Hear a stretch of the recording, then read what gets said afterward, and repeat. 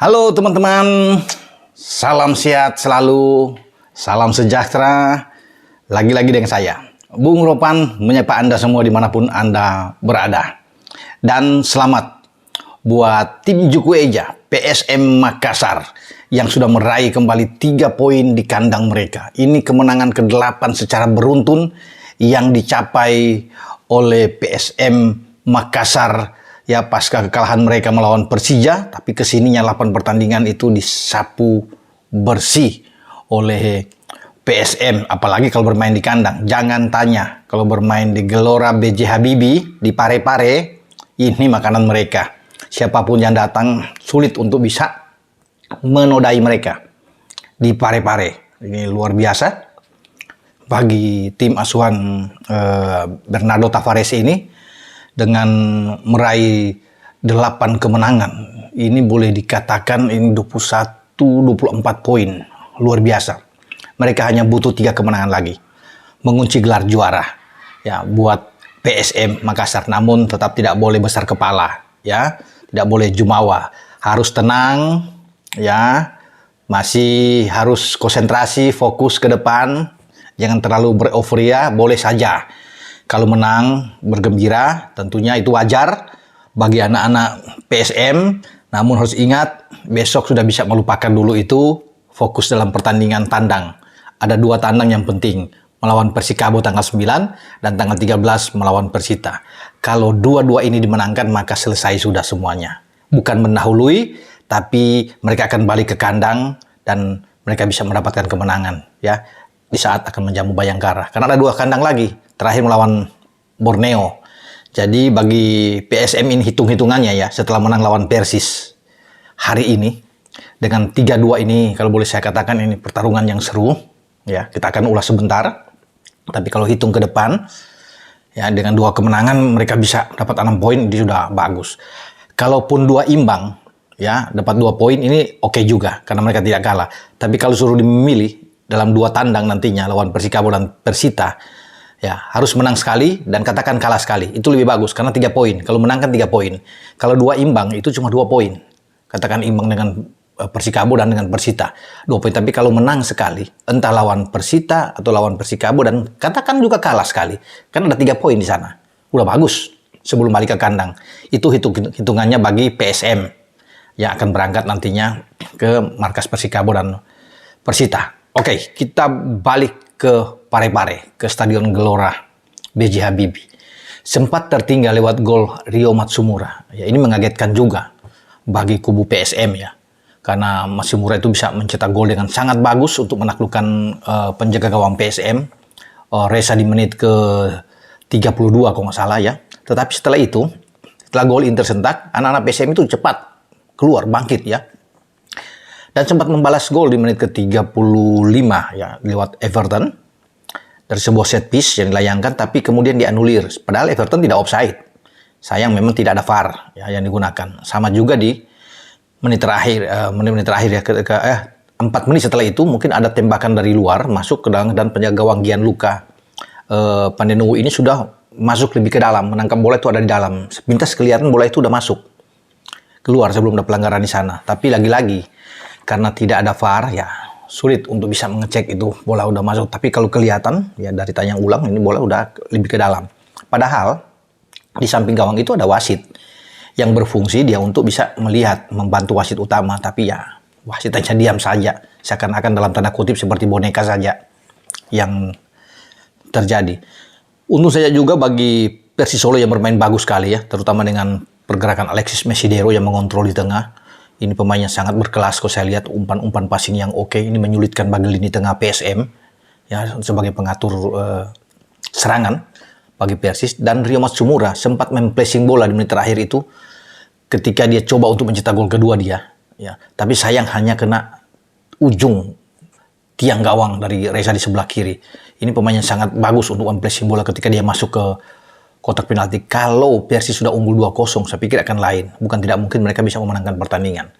Tapi ketika mereka 1-0 di babak pertama, di babak kedua ada bangkit pemain-pemain dari PSM. Dan kita bisa melihat ini gol demi gol itu lahir dan pertandingan semakin seru. ketika Yaakob Sayuri bisa menyamakan kedudukan ya di menit ke 69 kalau nggak salah, 62 kalau nggak salah ya dari Yaakob Sayuri. Kemudian ada Pluim yang membuat gol juga, tapi sebelum itu ada Rodriguez ya yang bisa membuat unggul lagi bagi Persis Solo. Jadi Persis Solo ini 2 kali unggul, 2 kali dikejar oleh PSM karena Wiljan Pluim itu bisa mencetak gol dengan mempressing bola sundulan kepala yang sebenarnya ini pelan, tapi dia mengecoh penjaga gawang Pandenuwu yang sudah bergerak lebih ke depan sehingga bola bisa masuk dengan dua-dua ini. Nah, gol ketiga ini yang menarik, yang bagus ketika Ramadan Sananta masuk ya. Itu bagus sekali. Dia bisa memberikan umpan ya. Bagaimana umpannya sangat terukur dan diselesaikan oleh Everton. Di luar biasa.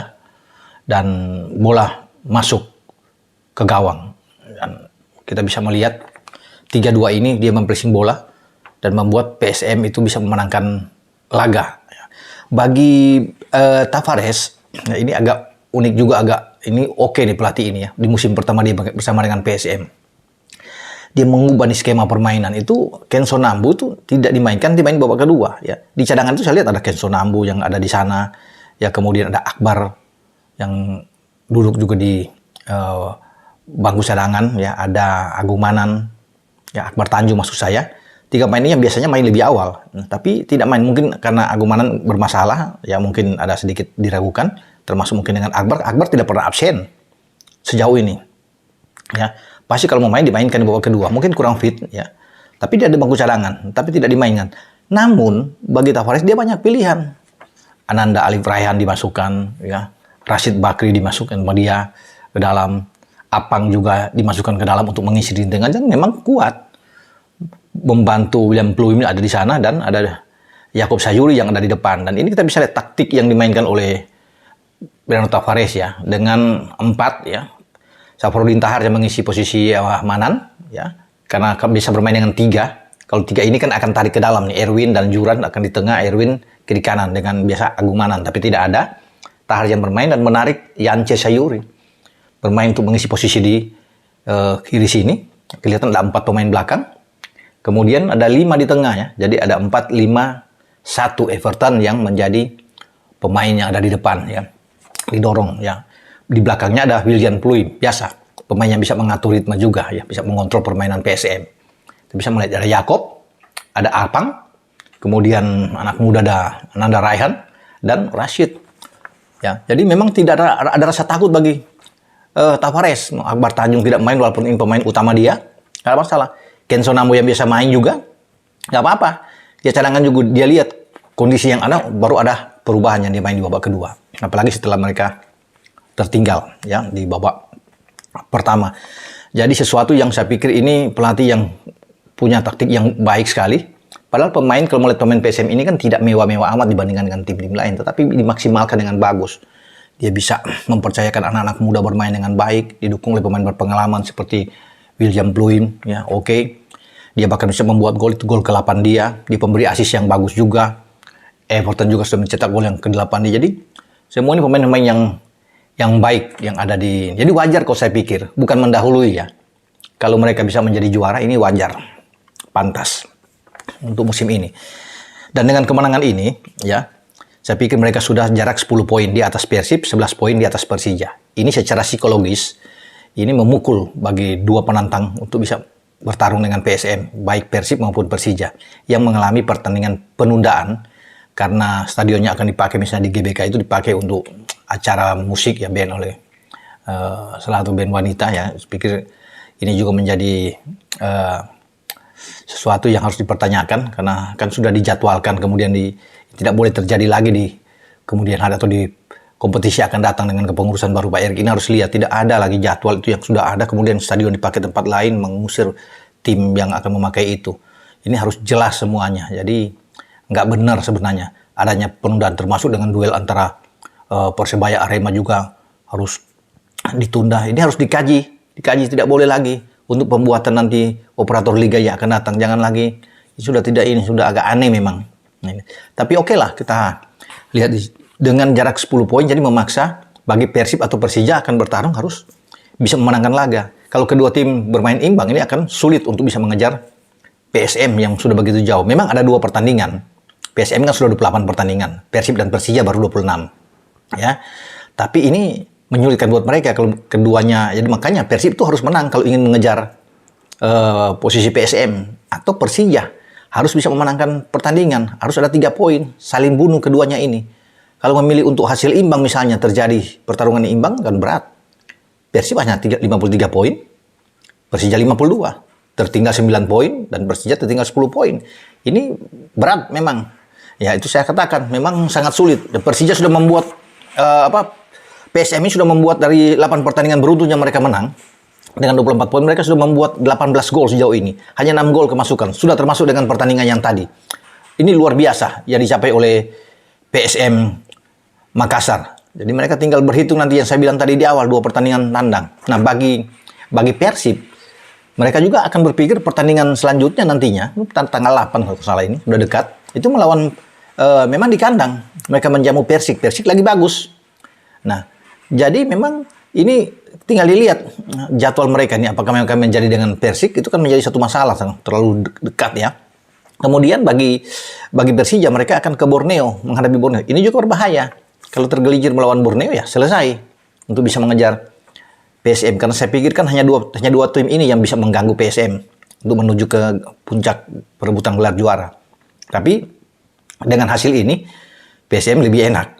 Lebih tenang mereka melangkah saat tandang. Ya, tadi saya pikir ini pertandingan ini bahaya. Paling tidak bisa draw, bisa ditahan oleh Persis. Tapi akhirnya Persis gagal untuk bisa mencuri poin di Parepare atau di Gelora PJ Habibie yang menjadi milik buat mereka. Padahal Persis itu bermain bagus.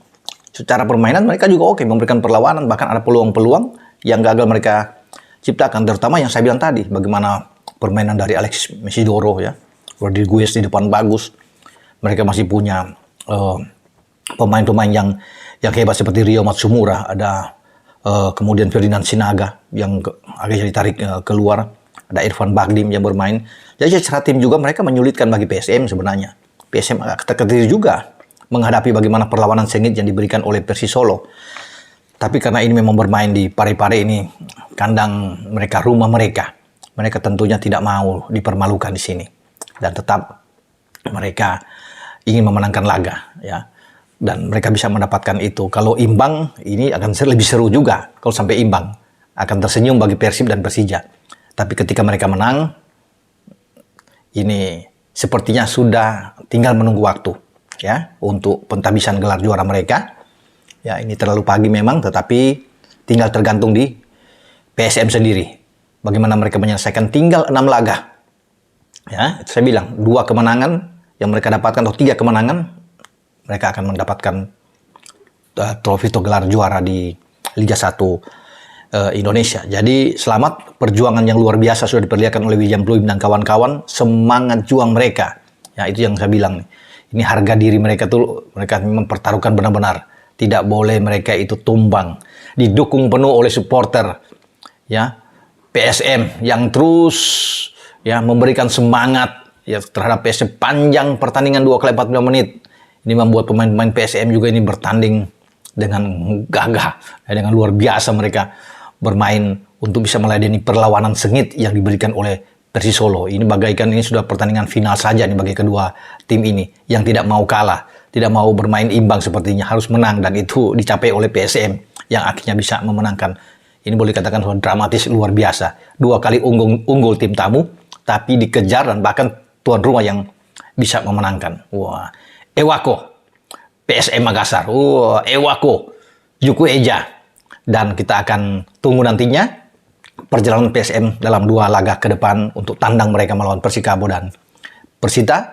Semoga mereka bisa mendapatkan hasil yang baik, yang positif untuk membuat mereka lebih tenang menuju ke mimbar juara Liga 1 BRI musim 2022-2023. Dengan Bung Ropan, ciao.